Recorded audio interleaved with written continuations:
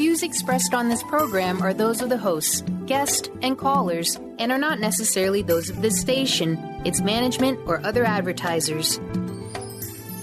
You're listening to Transformation Talk Radio.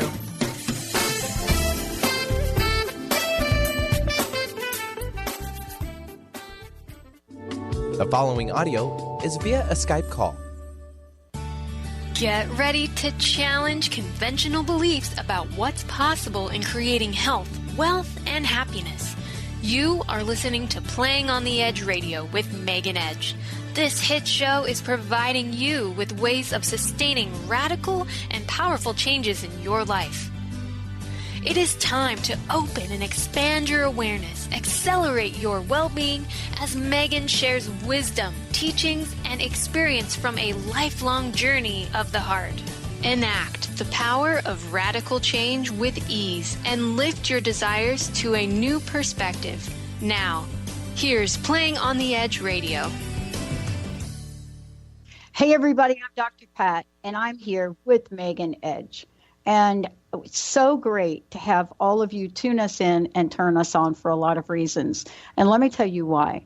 I get to hang out with Megan all the time. What we do is we think about how we're going to bring a positive message into the world, but more importantly, how about positive and powerful? And Jessica and I were just talking about this because of a direction we have finally made a decision we're going to go. But why is it that we can't think about ourselves from the perspective of authenticity and being powerful? Or how about the energy of authenticity? How about the audacity of it? And what if we could be all of that? Today's show is all about what if you wore no masks? Megan, thank you for today. I want to talk with you a minute about your what you've said yes to in your life and your work as it relates to today's show. Yeah, absolutely. You work with women 24/7. You work with people all over the world. And for you, you have landed at the place in your life where you've said, it's got to be authentic or it just ain't. Exactly. And yet, there's so many challenges to that. What have you learned, and what are you're bringing forth in the work that you do every day? Well, Pat, it's such a journey the whole way along. And as we've been planning for this show, I've been doing a lot of soul searching and going back into my own story and looking at what were the really early challenges that I experienced coming out of my family of origin. And, bless my mother, I loved her to pieces. She passed away many years ago, about 20 years ago when I was about 33. And she taught me some amazing and beautiful things about myself and how to show up in the world. She also gave me a lot of her baggage around all of that.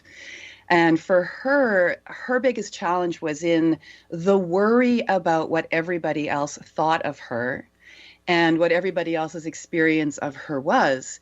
And she passed that on to me. And for a long time, I resisted it. I didn't take it.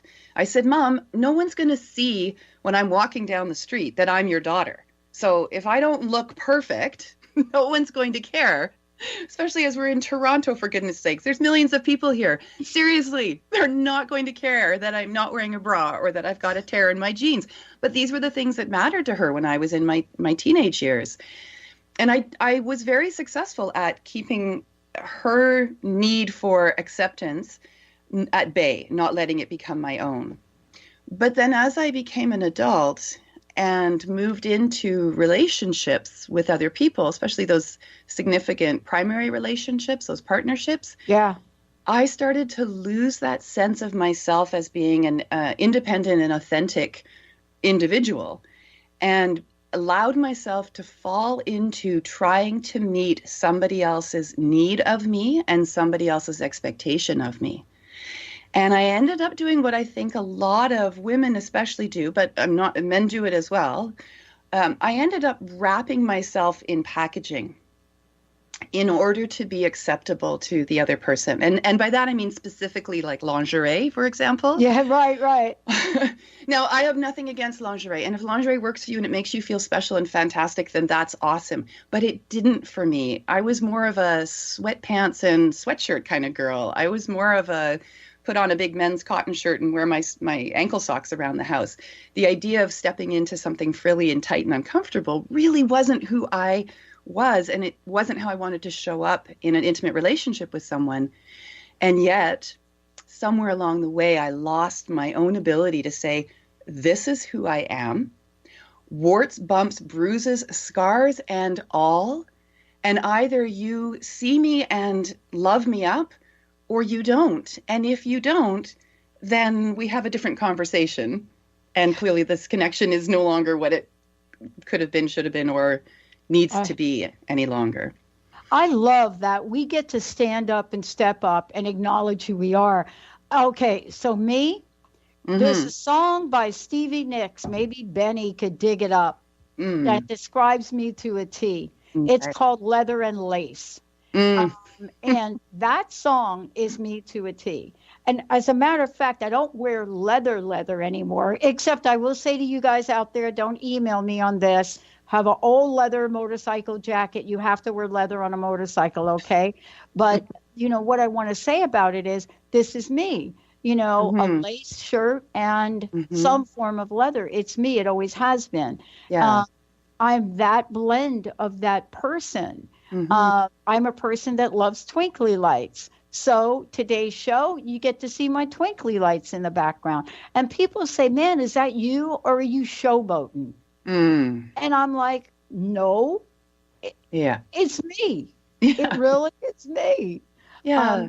Isn't that the challenge for us of how to show up as who we are? Absolutely. And I'm so glad that you talked about a theme song, the Stevie Nicks song for you. For me, it's Green Eyed Lady by Sugarloaf. So let's see if we can get that one out there too. Child of nature, friend of man. We aren't just one persona. And when we talk about what would it be like to not wear masks, what I mean by that is, what would it be like if you just let yourself show up and allow people to have their experience of you without getting hooked into validating yourself through what you think is their experience of you, or trying to fit yourself into somebody else's idea of who you are. I have lots of different people in my life. So I associate with different groups of people. I have different tribes, and I'm not necessarily the same person for each of those tribes. If I go to a family dinner, I'm not the same parts of my personality don't necessarily come through like when I'm in a session with somebody, right? There's a different aspect of myself. The therapist shows up versus the mom showing up. And I'm not being untrue to myself by allowing myself to be differently seen or differently experienced in these different areas of my life. Instead, what I think I'm doing or what I feel I'm doing is knowing when those parts of myself are best able to shine within the company that I am in. And I couldn't be a therapist 100% of the time, right? I couldn't be with my clients 24/7. That wouldn't be balanced. But also being a mother, I'm not going to be doing that 24 hours a day. Well, maybe, but you know what I mean? I can step out of that and allow myself to have that experience of me. But isn't that what we're talking about today, too, is that this is time for a new narrative on authenticity, authentic living. And what about, having that aspect of it with a sense of audacity, a nature of tenacity? What's wrong with us being that in the world? Somebody was watching my blooper video for the holiday, and I've got a new label now. People are like, girl, you're a hoot. And I thought, I really am. Yeah. Well, and this is what I'm talking about, it being a journey. It's not that we want to try to get ourselves to a place where we know everything about ourselves, because that's not possible. We are constantly evolving and coming up against circumstances and situations that we do not know how we're going to respond to because they haven't happened to us before. So when those kinds of experiences show up that are new for us, if we do have a solid idea of our core sense of who we are, the truth of who we are, it's easier for us to navigate that new circumstance or situation in our true authenticity, rather than having to try to figure out a way of being accepted in whatever that circumstance is. Does that make sense in terms of this, it does, this conversation? because, because, I mean, look at how uncomfortable, Megan, is it for us not to show up as ourselves? I know I did it a bunch of years. I know that when I go back to my first corporate job and working, and I started work at a really young age, one of the things that I realized is that we never really in the workplace back in the day, as women coming into the workforce, when it was unusual for women and people of color to be in the workforce and to be elevated, that in order to get that way, our generation took a lot of grief for not being authentic. And so we had to learn how to be authentic later in life. You know, why do you think that there are so many of us that left the corporate world that have become entrepreneurs? Yeah, because there's not a fit, right? And as you say, trying to be somebody else, someone that is not in alignment with who you are or who you came here to be, trying to fit yourself into what you think somebody else's expectations are of you is exhausting. It's exhausting. You can feel how heavy that is to be in a constant state of agitated awareness, making sure that you're meeting other people's expectations, that you think are other people's expectations of you. And eventually it will lead to illness. It will lead to breakdown. It will lead to sickness. It will lead to injury. It will lead to some event in your life. We talked about this, I think, in the first episode about that wake-up call. There will be a wake-up call that will pull that carpet of illusion that you've created for yourself out from underneath you to give you the opportunity to start asking some of these really fundamental questions of what it is to be you. Yeah. I mean, we're going to talk about this and so much more today, because authenticity shows up in many, many ways and many, many faces. So, you know, one of the things that we started to talk about, we'll continue talking about, is how many faces does fear have? Because fear is that thing that would hold us back from being our authentic selves, right? And if fear is running our life, if fear is in the pilot seat, then faith is not, trust is not, belief in ourselves is not. And so what is it that fear will create that we truly don't want? And how does moving beyond that take us to our heart? Let's talk about that when we come back. Megan Edge, right here today. When we come back, we're going to bust through some fear, maybe some crust. And when we come back, we're going to talk about how you can tap into your heart to annihilate and disintegrate fear. We'll be right back. Beautiful.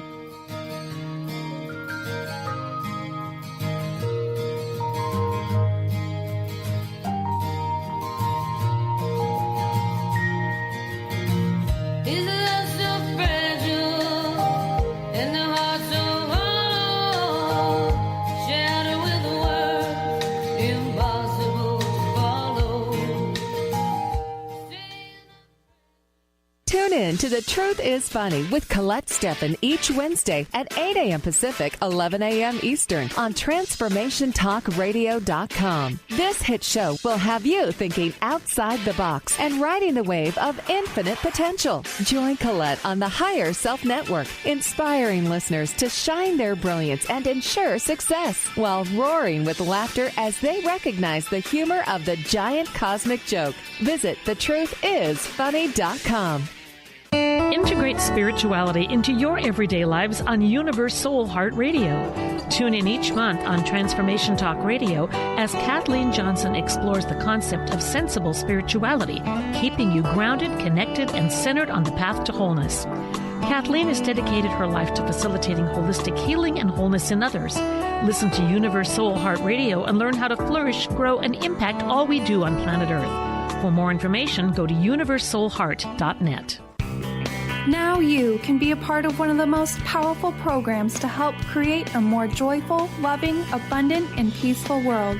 Every day at 12 noon in any time zone, join millions of other people around the world to spend a few minutes in joy, love, and gratitude. Brought to you by Robert Schoenfeld, host of the Art of Powerful Living Radio. Together, we can raise the vibration of the planet.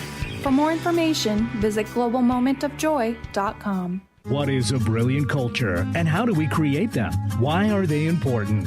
Claudette Rowley has created a breakthrough 5-step process to help you align your culture with your business strategy for exceptional results. Looking for a culture that drives organizational excellence? Listen to Cultural Brilliance Radio, the second and fourth Friday of each month at 10 a.m. Pacific and 1 p.m. Eastern on Transformation Talk Radio. To learn more or work with Claudette, visit culturalbrilliance.com. To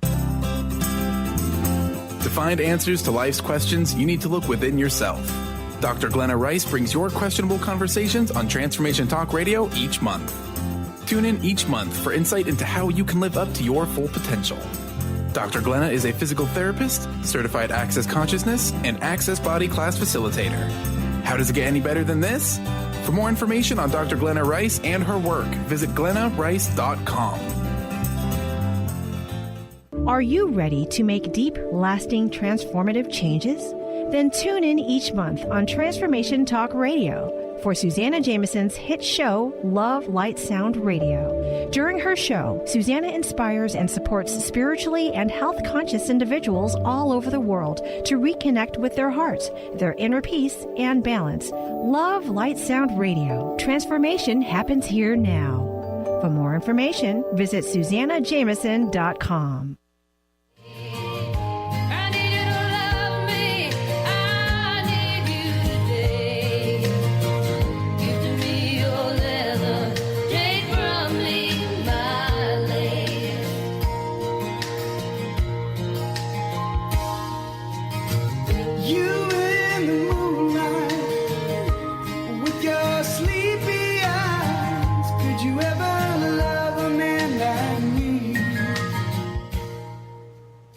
Hey, everybody, welcome back. It's so great to have all of you tune us in, turn us on. Megan Edge is here because why?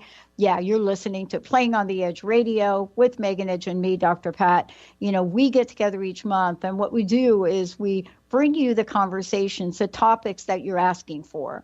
You know, today we're finding the conversation about authenticity and becoming powerful, audacious even. What is the energy of that? What is the aura of that?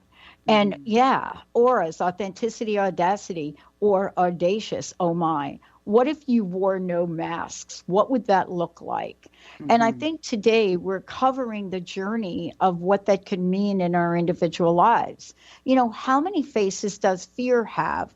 And how do we move from fear to that heart-centered place? Mm-hmm. And why is that important? And Megan, you know, before we jump into this and talk about the truth of it, what is the work that you do? How can people find out more about it? Because, you know, you're working with people every day to help create this shift, right? Yes, absolutely. It's such a passionate place for me to help empower people to see their value and understand their worth.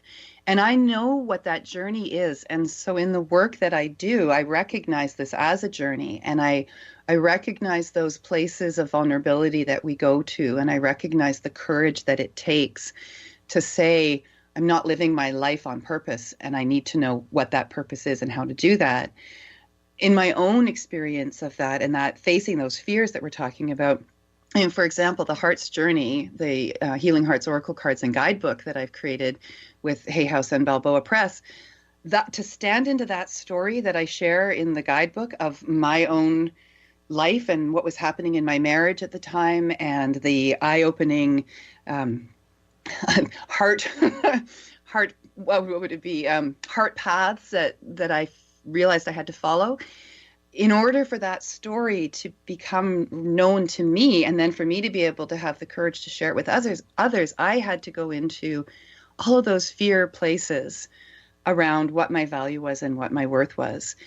And the most beautiful thing that's come out of this is now how I do the work I do and the systems that I use in helping people recognize their own value, and then also teaching other people how to do the work I do, how to become healers. And you can find a lot of that information on my website if you go to meganedge.ca, also through the books that I've written and the courses that I teach. I want to empower each of us to know what our worth is and to recognize that worth. And to do that, we do need to go into that story of where we've come from and how we've lived the life that we've lived and the experiences that we've had, and taking ownership and responsibility for our participation in that, which we will look at later on in the show as well, looking at some of the ways in which we can do that. Well, I mean, and, I was talking to somebody the other day about this being, the perfect time in the world to bring things forward. I mean, numerologists are talking about it, astrologers are talking about it, but beyond all of that, people feel a calling to bring things forward. But fear is kind of an interesting, bedfellow, right? The many faces of fear that show up prevent us from tapping into our heart, which then prevents us, as you would say, to showing up and practicing authenticity. Absolutely. And what are some of those faces, and how do we get beyond them, Megan? That's such a good question. Actually, it covers me with goosebumps when I think about it. Well, one of the things that I really want to impress upon our listeners and our viewers is that fear is not something to be feared. There is a purpose in that experience of fear when it comes to the surface. And what I would invite everyone to do is to start working with those fears instead of either succumbing to them, letting them lead, or pushing them away. They're showing up for a reason. They have something to tell you about some of the truths that you may be living that are not actually your deepest self. So you may believe it to be true that if you show up as who you are with all of your warts and bumps and foibles and scars and all of that, that people won't like you. That may be the fear that's coming to the surface, right? And so you put on that mask of acceptability or that mask of beauty that you think is what people want from you. What if instead you started to ask the fear why it's showing up for you, what its purpose is, right? So that the fear then becomes your ally. It becomes something that is trying to tell you or show you the truth about yourself. And it's giving you the opportunity to question what you believe to be true, to determine whether or not it actually is true for you. So let's say one of your biggest fears is that you're not good enough. And that fear surfaces every time you have to step in front of a group of people. And you have this internal dialogue of, I'm not good enough. They're going to laugh at me. They're going to think I'm saying something dumb. What if you took a moment and just asked, where's that coming from? Whose voice is that? Who first gave you that fear? And actually, is that fear yours? And is it even true? And if you're going to show up and you're going to speak in front of a group of people and they are going to laugh at you, well, that's nothing to do with you. That's all about them and what their insecurities are. And so you see, I can demonstrate to you how you can take that fear, and instead of just accepting it as being real, you can work with it in a different way and allow yourself to move away from the fear by understanding the source of it. And then deciding if you still need it or not. Yeah. I love that every day we have opportunities to really make that movement and, move past those pivotal points. A number of years back, I had a lesson from Shirley MacLaine. And I was her opening act on an event in Seattle. And I remember getting to the stage and really worrying about logistics and, because that's what I do. I want to make sure, I'm not Shirley MacLaine. I'm like the one that's opening up the thing. So it's not about me. And I remember, how frozen everybody was. That frozen look of fear. You know what I mean? Oh, yes. Like you ask somebody a question and they're like looking at you. And I'm like, where's Shirley? And they're like, look at you like it's just a question. And what I realized is I learned an invaluable lesson that day. I've jumped out of planes. I've skydived. I've been in deep water and I don't know how to swim. That's just stupid, but that's another thing. But speaking in front of thousands of people, I never saw myself doing it. Sometimes we have mentors that can help us along the way. Yeah. What have you learned?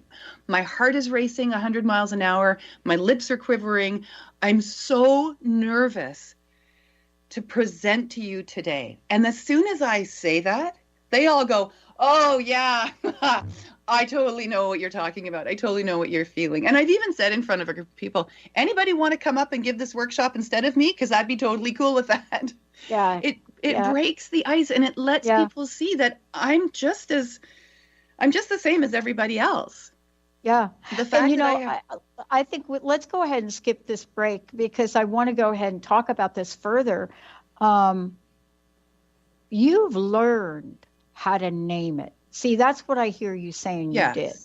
Yes. You named it, but you didn't keep it a secret anymore. No. And boy, we want to keep our fear a secret. Mm-hmm. Well, that's part of the judgment. That's the fear of judgment that we have, or the fear of being ridiculed. And these are very real experiences that people have had. I don't mean to dismiss at all how challenging it is to say, I'm ready to face my fears and I'm ready to stand in my authenticity. In fact, I'm ready to find out what that even is.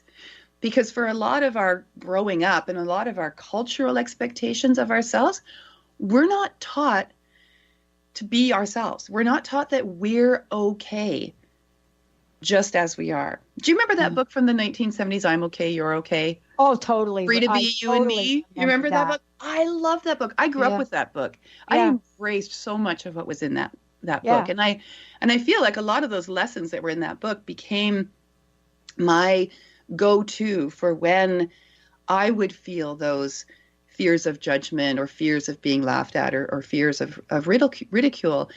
One of the things that I tell all my students, especially my healer students, first of all, it's practice, not perfection, right?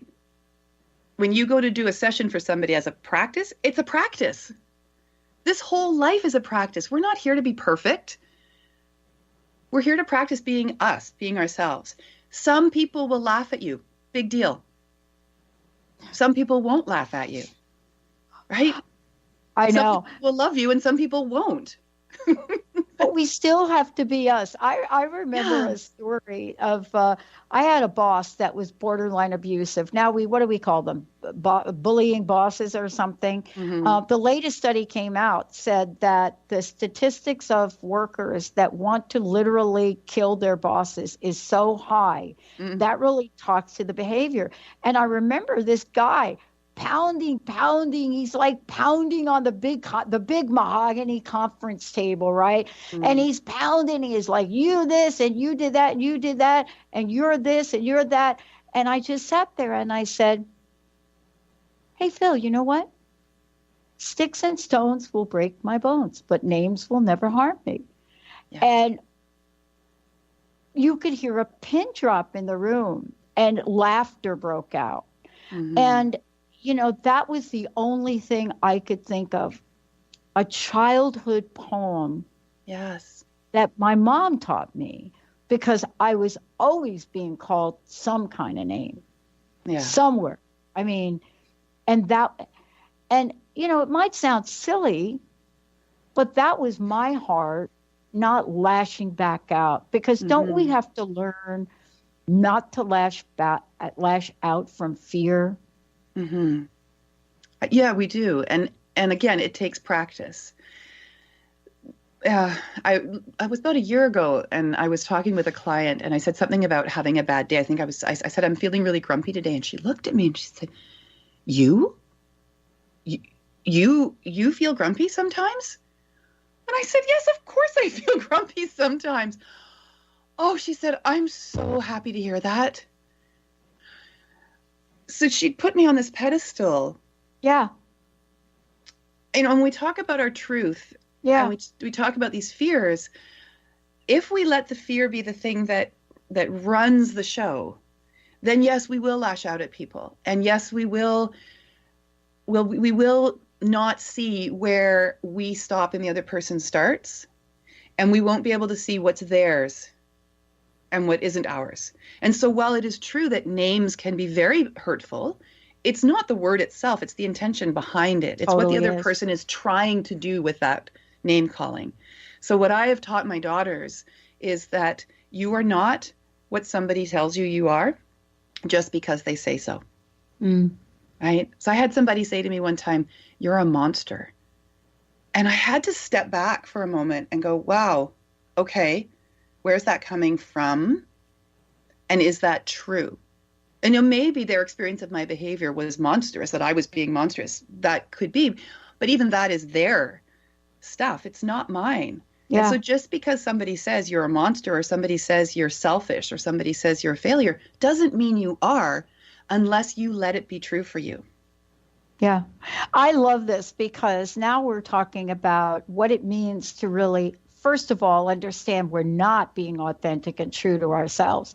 There's a little light bulb that goes on inside. We know it, Megan. We know it. We know every moment we open our mouths and we show up at something when we've got a mask on. And I'm not saying that throwing a mask on every once in a while is unhealthy. I'm not saying that, right? No, but there's a level of authenticity that is absolutely perfect. And that's what we're going to talk about now. Because why do we think being authentic is imperfection? We do that. Well, it is imperfection. Our authentic selves are this beautiful jumble of everything that we've experienced in our lives, every event that's happened to us, every response we've ever had to any of the external circumstances and people. And none of it's perfect. It is imperfect. It's something that comes to mind is the photographs that are in the Heart's Journey, the oracle cards. These are the pictures that I took in nature. These are imperfect hearts, every single one of them, right? And what I was looking for with these hearts was that imperfection, because I had tried so hard for 23 years in a marriage to be the perfect heart for my husband, and I couldn't be the perfect heart for him. And in that, I lost sense of my own heart. So these heart images that I started to find as I was stepping out of that marriage and trying to understand the path that I was on, they were so perfect in their imperfection. They were there to remind me that everything is an opportunity for me to grow, to recognize, to acknowledge, and to really look at myself from this place of total compassion. Mm-hmm. Because everything we've ever done in our life, we've only ever done it from the place that we were in that moment, right? With what we knew, with what our experiences were, doing our best to figure it all out. Yeah. And we didn't come here to be perfect. We came here to be human. And there's a whole lot to that. There is a whole lot to that. I was thinking about this the other day, and it's the same story. As the people around me were frozen on this day at Benaroya Hall, where we were getting ready to do this, I started to feel, now I can call it what was going to be my worst nightmare. And so my worst nightmare was going to be if I actually had to be face to face with the most amazing Shirley MacLaine, right? Now you can know what you want to know about her, but yet up to that point, I had been so looking forward to meeting her. But in a nanosecond, the energy started to shift. And all of a sudden, Britt comes out, her assistant, and says, "Which one of you is Dr. Pat?" And I'm like that. And she says, "Shirley wants to see you in the green room." Off I went. And I spent the hour and a half that I thought I was going to need to prep, sitting and talking with these two and eating grapes and having a blast. And when it was over, Megan, Shirley grabbed me and said, "Show me the stage." And we looked at the stage and she said, "What are you going to do?" And I'm like, "Well, I'm going to introduce you." Yeah. And she said, "No, what are you going to do? How are you going to do it? Show me what you're going to do. Show me." And what happened with me was I said, "Well, I'm going to do this and I'm going to talk about this and I have a little exercise." She said, "No, let me show you how to work a stage." And if I'd have let my fear show up, I would have missed an invaluable lesson that no one ever taught me how to do. Right. And what she was saying is what you're saying, because there's one thing we know about Shirley MacLaine. She is her own person. That is about as authentic as you're going to get. from anybody. I mean, this is the actor that wrote a book that almost everybody in the world said, have you lost your mind? Yes. But that's from Paul. What can you help us with to have that level show up? Because my life changed forever because someone was willing to show me how to be myself, and I didn't know how. You know, one of the first things that happens to our body physiologically when we go into a fear and place of fear is we stop breathing. We hold our breath and we wait to see what's going to happen. What if you just took a nice deep breath and stepped into it and just said, okay, I'm going to show up. I'm going to allow people to see me. I'm going to allow them to make up their mind about me. And I'm going to not let myself get hooked into what their experience of me is. Because, in fact, I have no control over what their experience of me is. And you can just literally let it go. Put it down.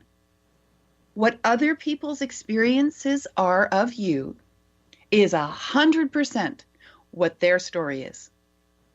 And if you can really let that be your knowing, it is so much easier to step into a room, to meet somebody, to put your hand out and shake them and say, hi, here I am. Yeah. I am. Actually, an exercise that I get a lot of my students to do when we sit in circle and we introduce ourselves is to say, I am Megan, or I am Pat, not my name is. To say the I am. Oh, it's so powerful though, isn't it? Mm-hmm. And you know, it's funny because I am, and what everybody knows me as in the show is Dr. Pat, which of course I've shared the story countless times. I didn't come up with that. I never shared that I had a PhD. It was the last thing in the planet that I wanted anybody to know. I was so ashamed of it. And somehow Benny and the listeners started to tease me. And out of it came a caller that says, have I called into the Dr. Pat show? No, it wasn't called that. And I had a moment, and I want to ask you about those moments. You see it every day when you're working with people. You teach people in circle. You see their face. You see the energy change. Those are moments. But I've had so many of those that I've missed in my life. This one wasn't one of them. Right. There's so many. How can you help people to stand in their truth fully, presently, and proudly? I don't think we use the word proudly enough in today's world. Yes. You know, there's so many different ways that we can do this kind of work. I don't know that there's any one in particular that works the best because each of us is different. So what I've done is to create a healing system that provides all kinds of different tools and different kinds of techniques that help chip away at that armor that we surround ourselves in and those masks that don't seem to move in order to get a peek at and then to really fully see the individual behind those masks. And one of the very first things that I do when a new client comes in to work with me is to let them know that the space they're walking into is one of no judgment and no apology. And I swear, Pat, usually within about 5 minutes of somebody hearing that, of somebody receiving permission to leave all their judgments at the door and to show up and just be who they are and be proud of that, they dissolve into tears. It hits a chord, it strikes a chord where they can just let that down and they can take that breath and they can say, okay, I'll let you see me. It's so beautiful to watch that. And, you know, some of the things we've talked about today, learning what your fears are and how to work with your fears, are these ways that we can do that. And actually a really fun exercise that I do with my students is to recognize who's showing up. So we have inside of ourselves lots of parts of ourselves, right? The inner critic, the doubting demon, and the backpedaler are three of my favorites. These three show up in spades. They're accompanied by our wise warrior, or our divine essence, our wise warrior, and our inner goddess or inner god. But those second three, we don't connect with them as often as we let the doubting demon and the inner critic and the backpedaler show up. So what I invite my students to do, and I invite all of our viewers and listeners to do this as well, is take a piece of paper and a pen and write those names down, the doubting demon, the inner critic, and the backpedaler, and give them a name. The first name that comes into your mind. Call them George, call them Bob, call them Sally, call them yourself, and start having conversations with them as they show up. Start to recognize when it's a doubting demon moment, when it's an inner critic moment, when it's a backpedaler moment, and sit in conversation with them. Sit in conversation with them. And once you understand who these parts of yourself are, you can then invite them to go play in the sandbox, because really it's a very child energy, these three. And then you can invite the other three to come in and be the parts of yourself that you show up with on a regular basis. So that inner warrior, that wise woman or that wise man, that divine goddess or god, that sense of yourself as being present to these aspects of who you are. And again, you're not dismissing the first three. You're giving them something else to do to distract them so that you can show up in the wisdom that is yours. Yeah. One of the things that I love about this is, we're talking about who we are. Now, for me, I play table tennis. I like to play. I love the game. I played in my 20s. And the people that I play with don't know much about me. It's like you were just talking about. They don't know about me. They don't know. But every once in a while, somebody will say, "What do you do?" Have you ever get that question, Megan? That is such What do you say when people say, "Hey, what do you do, Megan?" what is it you say? I'm curious. Yes, I will. You're On the spot right here. Yeah, well, and it's something that I've worked with so many times. One of my business mentors, Sage Levine, absolutely beautiful woman, love her to pieces. She and I would go head to head on this every time. She'd say, "Who's your niche? Who's your sacred client or whatever it is? What do you do? What's the elevator speech?" And I would say to her, "Sage, there is so much that I do. I'm not sure that I can put it in a box and put a bow around it." She said, "You've got to come up with something." I said, "Okay, I'm a healer." And she said, "No, you're a healer's healer." I was like, "Oh, well, I'm not sure I want to own that." And she said, "No, you're going to own that." Then she said, "You're a master healer." She was one of the people that gave me that title that I now use. And I use it with pride now. But when it was first given to me, like you, I didn't want it. Who am I to show up in the world and call myself a master healer? Good Lord, shouldn't I have spent decades and decades learning all these things? And what she mirrored back to me was, "No, this is who you are. You have mastered all of these different kinds of ways of helping people, including teaching healers to become healers." She said, "You are a master healer. You need to own that." So I still say to people, I'm a healer. And where that takes the conversation is either, and they go blank, or, "Really? Well, what does that mean? What do you do with that?" There's no one answer. For me, there's no one answer. I don't know. If I said to you, "Pat, what do you do?" I had to come up with a soundbite. I mean, I had to come up with a soundbite. And because I'm the same as you. I'm the same. And I remember being asked this question in that infamous green room, I guess. Or I don't know. I get the question asked a lot to me. And one of the things that I used to say is I used to spend hours, relentlessly trying to explain what I do.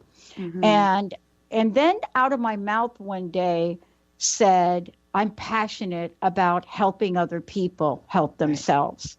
And then I realized, okay, the follow-up questions that's where you get into trouble, right? Because then the question is, "Oh, well, are you a care worker?" And I thought, I help people create a powerful voice in the world. Right. And that's what I love to do. I love to help other people create a powerful voice in the world.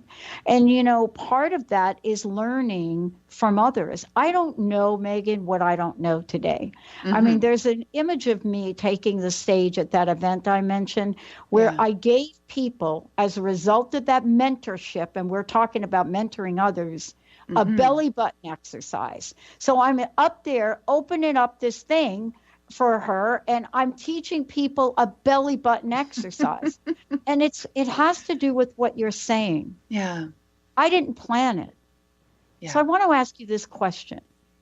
What are the best tools and tips that you can share with us today about standing in our truth in those moments as well as others, but in those moments where we may doubt ourselves the most? Right. Do you know why we get nervous? Tell me. We get nervous because we want to do a good job. Oh. It matters to us that we do a good job, whatever that job is. So the next time you're feeling nervous about something, think about that. You're not feeling nervous because you're not good enough. You're not feeling nervous because you're not prepared. You're not feeling nervous because you don't think you can do this. You're feeling nervous because you want to do a good job for the people that you're showing up for. It was something that Doreen Virtue said when I was doing her training 10, 11 years ago now. When you're nervous, think of service. Yeah. Right? Right. Yeah. And we've talked about this. Just show up and let people experience you. Learn from your fears. Know who these inner critics are, these doubting demons, where these words are, where this voice is coming from. Do your work around determining what is your truth and what might be somebody else's that you've been given. Like the example from earlier on in the show when I said, my mother gave me this fear of judgment.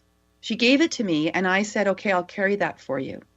And then I spent the rest of her life trying to tell her what a beautiful and amazing woman she was, but she couldn't hear it because she was still in that fear, that judgment. Right? And then I had to work really diligently to step out of what wasn't mine. So it's doing that work around finding out what your core limiting beliefs are and what your core truths are about yourself. And it's really about having that conversation with yourself or having it with your best friend and saying to them, who do you think I am? Right? Like you and I were talking about this at the break. Yeah. Let somebody else tell you who they think you are, because in their experience of you, there may be some insight that's really helpful for you to really see your value and your worth through how they have experienced you. And it can also really shine a light on the things that you have been telling yourself that nobody else is actually seeing. Right. Right. Yeah. You know, part of this is so important in today's message because we are bombarded left and right. But the direction of our work has changed considerably from what people are looking at today as radio. We hardly ever refer to ourselves as a radio organization now, although we have built it as a cornerstone for messaging. And we built technology that does that really, really well. But because all of you have said, you guys are much more than that.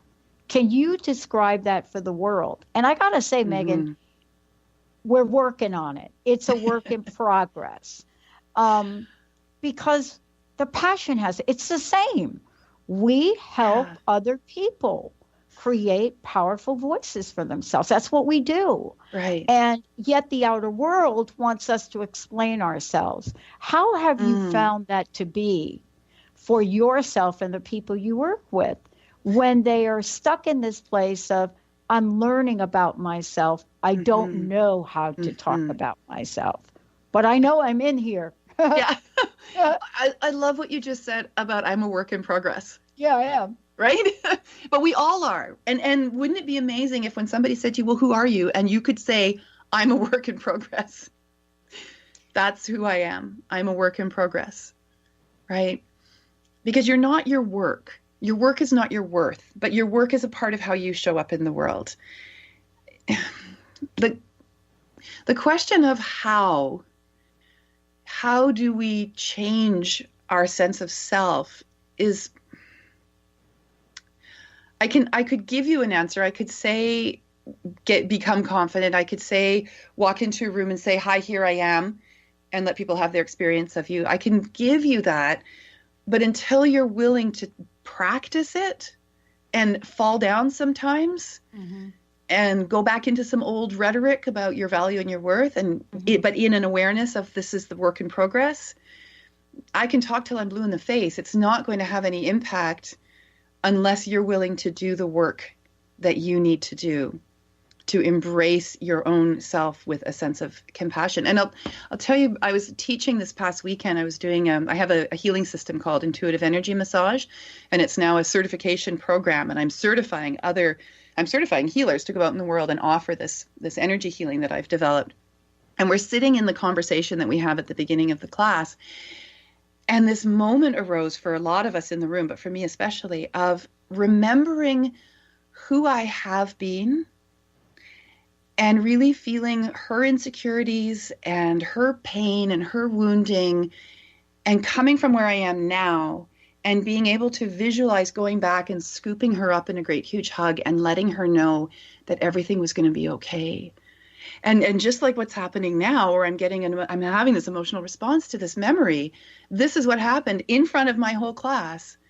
I burst into tears thinking about all the times in my life where I had let myself be really small and wonder about my value and wonder about my worth, and worked so hard to push through that and tried to show up in the world with a big smile on my face, even though my heart was breaking inside. Mm-hmm. And now being able to come from a place and saying, oh, honey, oh, so it's okay. You're going to be okay. We're going to get through this together. And there will be a time when you stand up in front of a room full of people, 400 people, 600 people, you're on a stage and you're sharing how it's possible for them to do this too, in whatever way is right for them. Coming from that place of just forgiving ourselves and not being so hard on ourselves, and recognizing that we've always just done the best we could under the circumstances with what we knew at the time. Yeah, I love what you're talking about, Megan. And, we're going to make sure that people know how to contact you directly here in a minute. But I went through a really tough time in my life, over the past 15 years since I started to do this. I got really, really sick. And as a result of getting really, really sick, for the first time in my life, I wasn't in control of my body as I had thought I had been all my life. And I didn't feel good about myself. And so I wasn't, I didn't feel good about the partner I had at the time, nor the way they felt about me. And I was so depressed. I never shared it. I came on air, except for one day I said to Benny, Benny, I really want to talk about depression. I really want to talk about this. And I sent Benny, who's here with us today, I sent him a clip of how I felt. And what it was described in, Megan, was I had taken the song by Radiohead called Creep. Now, for those of you out there, if you don't know that song or you heard it on Glee, it's a song called Creep by Radiohead. And it talks about you're so special, someone else being so special, but I'm just a creep. And it so described it, and I can't sing a lick. And I recorded that song and singing it. And, for me, what I realized is we have to acknowledge the people that are not feeling great about themselves, only to say there's help. You're not alone. Yeah. And isn't that the core essence of your work at some level? Yes, absolutely. It is the reminder that we are not doing this alone, that we are actually never, ever alone. And part of that is actually us reaching out for that help when we need it. It's letting people know our story so that they can share their story and we can recognize that we're not the only ones going through whatever it is that we're going through. It's allowing ourselves to trust the process and also to trust that there will be somebody who will show up for us when we put the invitation out, who is best suited to remind us of what we've forgotten that is our essence. And I've worked with clients, Pat, who have been at that point of, I'm done. Yeah. I'm out of here. Yeah. I'm only telling you I'm out of here because I'm out of here. Yeah. Well, look. And I've worked with them back to a place of self-worth and self-knowing. And that's what's important about today. How can people call you, contact you, find out more about this, because we're talking to the mass people about how to get help. How can they do that, Megan? And thank you for today. Oh, thank you, Pat. If somebody feels like I'm a fit for them in the way that I show up in my work and in the world, email me at meganedge.ca. Go to the website, meganedge.ca. That's the best way to find me. We also have a YouTube channel, and I've created tons and tons now of videos of my talks and of what we call workshop wisdoms. I think we had one today on the show maybe, or if not, I'll put a link in for it, talking about what we were talking about today. There's visualizations there. There's all kinds of things that you could start working with to do some of what we've been talking about today, to remember who you are. And then if you want to work with me directly, as I say, contact me through the website, contact me through LinkedIn, find me on Facebook. I'm all over the place. Yeah, I love it. And for those of you out there, Benny, I hope you have the clip that I did of Creep by Radiohead. We'll post that too. Megan, thank you. Personal message. I think we have 10 seconds. What would you like to leave us with? Oh, I just want to remind everybody of how beautiful they are, right down to your very core. And just to always let us see you. Don't hide behind the masks. Don't hide behind who you think you're supposed to be. Find out who you are, and then let us see you.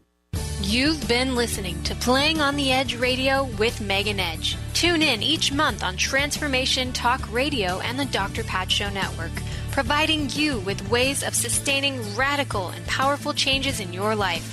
If you've missed any part of this episode or want to find out more about Megan Edge, visit her website at meganedge.ca. The preceding audio was via a Skype call.